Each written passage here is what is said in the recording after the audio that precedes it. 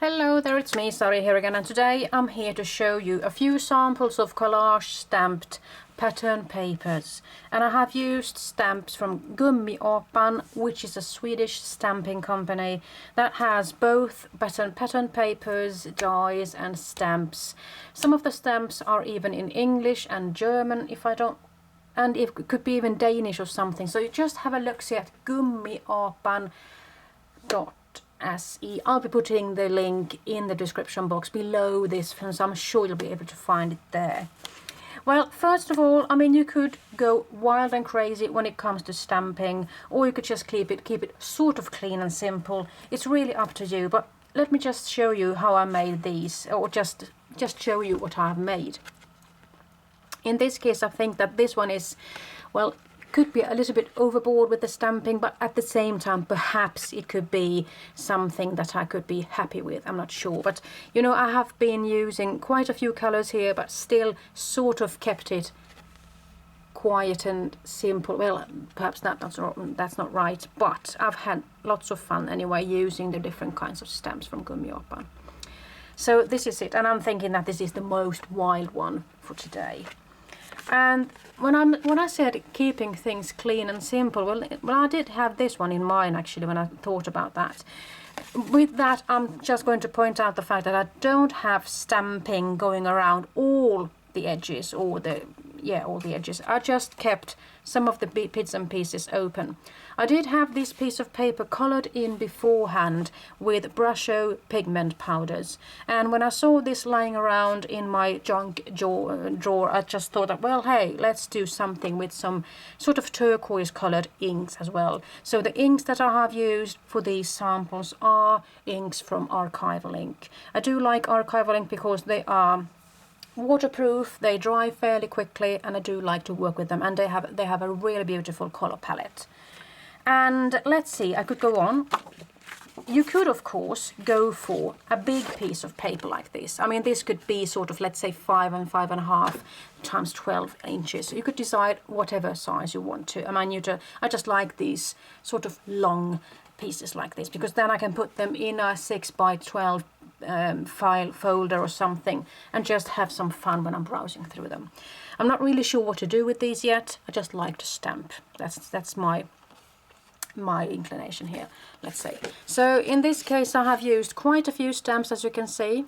Cogwheels, sewing, stitches there, some torn rectangles, an Instagram camera click, and a big film strip there, and all sorts of things, and even some striped stars, if you will. And I've kept the color scheme sort of in a minty green, moss green color combined with black and white. And as you can see, you could easily just divide this paper in half, and you could do a little bit of stamping perhaps in the center, so you could have it there, or you could just try to do it having two pieces separate like this and just combine them separately, temporarily perhaps, with some washi tape in the background, and then just do your stamping. So this is what I've done here. So I'm just going to show them to you like this, and they're supposed to be like this, but I just felt like dividing them up. So in here, in this one, you can see lots of funky stamps. This one is called Space, and I do like that stamp. There are 4 sizes to this beautiful butterfly stamp, and I do like stamps with lots of numbers and letters for that matter, and background bits and pieces, plots, splatters and everything. So this is the continuing bit and piece for that. They also have a real nice swirly bit. I'll be showing you that one a little bit later on. And talking about colors, this is something that I made with colors that I usually don't use that much. There's a little bit of brown and grey there combined with black. And this is sort of a male looking collage stamped thingy. So you could actually just go there with some muted and manly colors. Of course you could go for some manly stamps while you're at it. In this case I've just used some circles with some stars and dots and everything. Epic, I love that font. There's a beautiful fleur-de-lis there, and the notes, and I do like word stamps and everything, and the postage stamps. This one says Gothenburg. It's the town I live in actually, in Sweden. There's a little bit of star background there, and the honeycomb bits there. let's go to this one. This one could be something that goes for Halloween. I'm sorry, all I have in my head is Halloween, but I meant Valentine's Day actually. Love and Valentine's and hearts and everything. So that's why I kept this one in a sort of a pink and red color scheme. I've used the sort of same sized butterfly there. You can see it's the same size there. I've used some circles and chevron bits and here, bits and pieces here. And I've also used that beautiful space stamp there. This is a sort of a border with dots or circles. This one was bigger than I thought, and then it was a really nice surprise for me. Here you have something that, when you're aiming for something with your gun, this is something, I'm not sure what it's called in English. Here is something that I kept in a sort of turquoise, black and white color scheme. And here you can see those swirly bits. I'm not sure what you call it in English. In Swedish it's krumelur, and it's a really fun word to say, I must say, krumelur. And here I've combined quite a few word stamps, and I've also put in a sort of a circly flower there with lots of leaves and different things, as well as some stripes and some grid pattern sort of, and the stitch stamp is beautiful.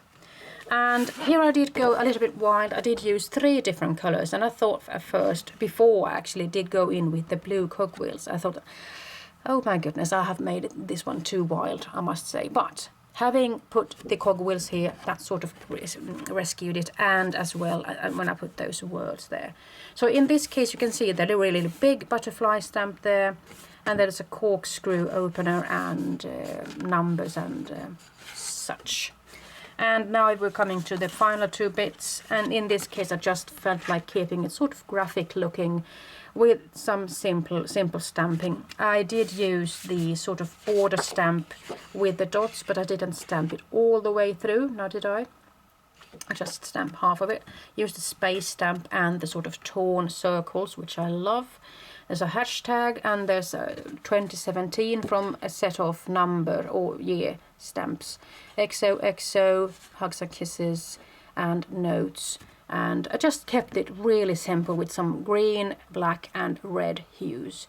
So this is it, and I sort of mimicked it but not completely, and I made it into a sort of a background stamped piece there with the stars and everything.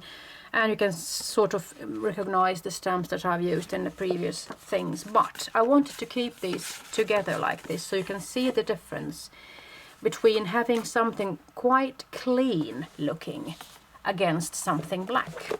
Let's say you were to have a black cardstock or something, card base for it. But if you want to, you could actually do a little bit of swiping with your ink pad around the edges. And in this case, you would get a sort of sooted look, a little bit more grungy and dirty looking. And I do like that one actually quite a lot. But I also like this one. So it's all really depending on how I want to go on further, having made these pieces of paper.